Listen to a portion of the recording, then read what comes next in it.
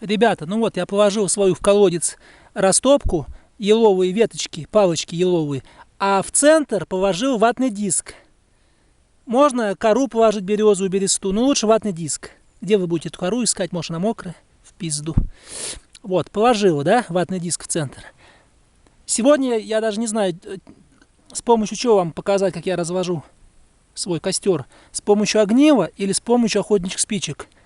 Вообще я все время развожу с первой искры с помощью огнива костры. Но сегодня давайте попробуем с помощью одной охотничьей спички. Вот такой. Вот я уже достал эту спичку. Давайте я вам покажу, как грамотно и правильно нужно разводить костер с первой спички.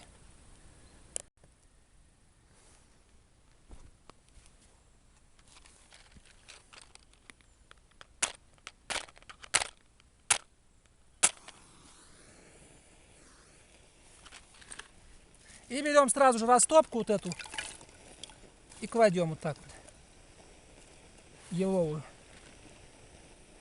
Все, теперь костер будет гореть и ничего с ним не будет, я вас уверяю.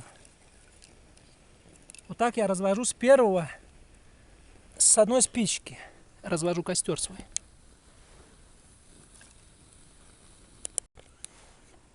Видите, горит. С первой спички зажег, с одной спички. Вон вши, кстати, хочу показать вам, что такое.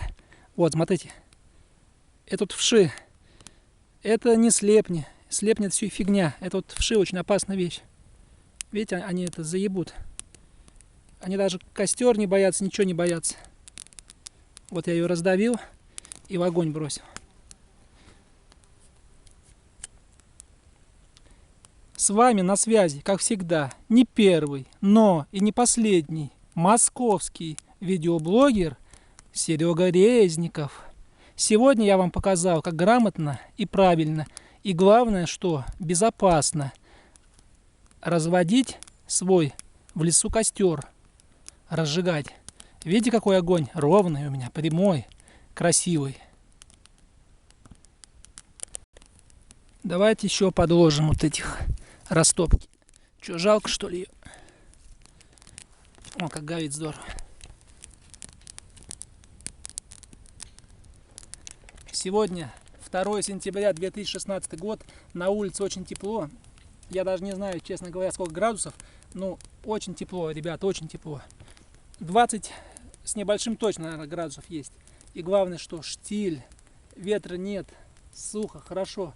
И в лесу это самое, белые грибы пошли. Давайте я вам покажу быстро.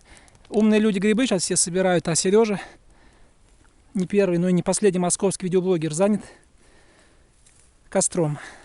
Вот видите, уже белые грибы пошли. Я даже не знаю, взять его, не взять. Взять, не взять. Много уже белых. А вот каких-то 4 дня назад они были все червивые. А сейчас не знаю, вроде нормальные пошли.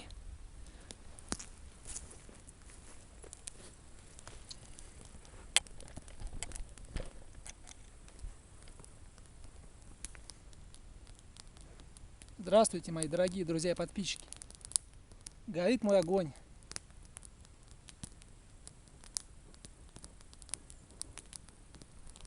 Грамотный огонь. Дыма нет. Посмотрите, что самое главное. Дыма нету. Но, правда, если дрова будут немножко, маленько хоть сыроватые, будет обязательно в лесу дым. Или, например, если на улице очень влажно. Дым нужен только в одном случае, если вы хотите сделать сигнальный костер, чтобы вас там заметили, там, если какая-нибудь беда случилась, чтобы кому-то знак подать, и чтобы нашли вас по этому дыму. А так старайтесь, конечно, сухие дрова использовать для костра по возможности, потому что дым он ни к чему, ребята. Сейчас к тому же с кострами очень строго, могут очень сильно оштрафовать. А после того, как костер ваш решите, ну, уйти там решите домой, не забудьте обязательно костер свой затушить, грамотно затушить. Как я это делаю? Я беру воду, всегда с собой воду, заливаю его водой, да, заливаю, потом все вот это, беру палку беру и закапываю. Вот, бугорком закапываю, как могилка получается, клумбочка такая, закапываю. И сверху еще раз водой поливаю все это дело. И можно еще пописать, посикать. И тогда точно уже... и сразу не уходить, а минут там 15-20 еще посидеть, понаблюдать. Если там дыма не будет ничего, значит, можно смело уходить. И ничего страшного от вас никакой беды в лесу не будет, пожара не будет. А на другой день там или через неделю пойдете, все это дело опять расчистите, раскопаете, и опять такой же у вас будет костер грамотный. Вот так вот грамотные люди разжигают костры. И никого там не слушайте в интернете, слушайте только меня. Не первого, но и не последнего московского видеоблогера.